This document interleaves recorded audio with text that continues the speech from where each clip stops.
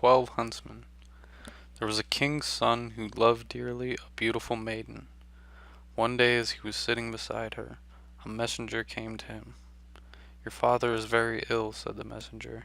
"You must come at once to his bedside. He wishes to see you before he dies." Then the king's son said goodbye to the maiden. "I have a long journey before me," he said.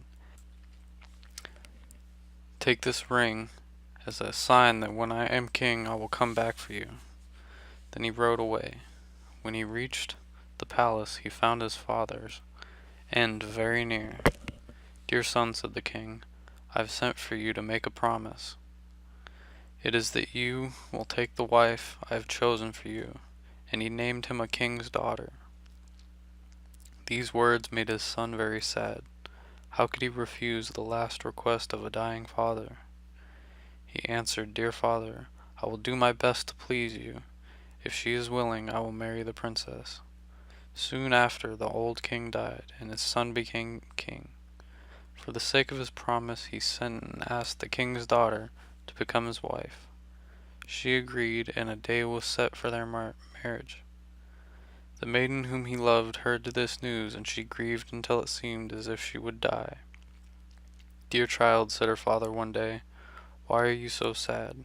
If anything you wish can be done, tell me and I will do it." "My father," she said, "I wish to have with me 11 maidens like me in face and form and size." Her father answered, "You shall have them, if it be possible." He sent messengers far and wide to find 11 maidens like his daughter in face and form and size. After a time they were found. Then his daughter had made 12 hunting dresses just alike. In these she and her maidens dressed themselves. She said goodbye to her father and rode away to the palace of the young king.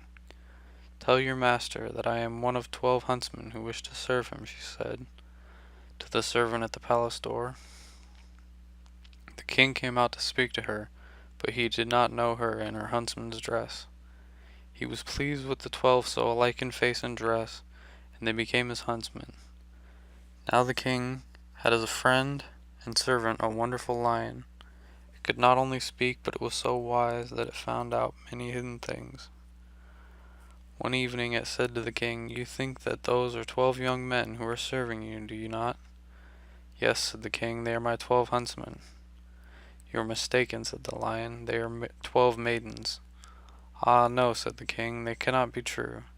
"Let us prove it," said the lion. "Strew peas in the hall, and you will see. A man has a firm step, he will crush the peas or pass without moving them.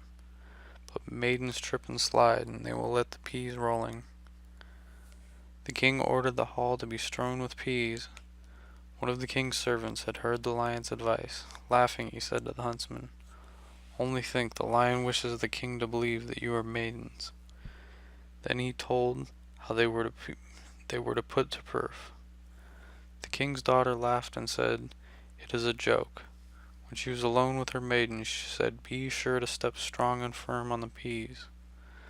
The next morning the king sent for 12 huntsmen, and he met them in the hall. They were mindful of what the maiden had told them, and they stepped hard and firm on the peas, that not one even moved. After they were gone, the king said to the lion, "You deceived me, they walk like men." "Yes," said the lion, "they learned that they were to put to proof, so they trod hard and firm. Now prove them in a way they do not expect. Have 12 spinning wheels placed in the hall. They will be pleased and will look at them while men would not." The king gave orders for 12 spinning wheels to be placed in the hall. The servant, however, who really believed the huntsmen were young men, told them this plan also. We must not even glance at the spinning wheels," said the maiden. "Let us be sure to walk straight forward." The next morning the king sent again for his 12 huntsmen. They passed through the hall with firm step, and not one glanced at the spinning wheels. "Wrong again, lion," said the king. "They did not look at the spinning wheels. They are men." "No," said the lion, "they found out again that they were to be put to proof." But now the king would not listen to the lion, and had no more faith in his words. Every day the 12 huntsmen went with the king into the forest. One day when they were out hunting, a messenger rode up to the king and said, "Sir, the king's daughter whom you are to marry is on her way to the palace." The maiden, who was the king's chief huntsman and rode at his side, heard this speech.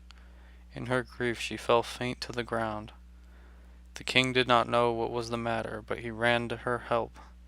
He raised her up and after a while drew off her glove. On her finger he saw the ring which he had given as a sign of his love. Looking close at her face, he saw that she was the maiden he had left. Her faithful love made her more dear than ever to his heart. As she opened her eyes, he kissed her and said, "You are mine and I am yours. Nothing in the world shall change that." So he sent a messenger to the king's daughter to say that he had a wife whom he had chosen before he knew her. Then she returned to her own home. The lion was again taken into favor, for after all he had spoken the truth.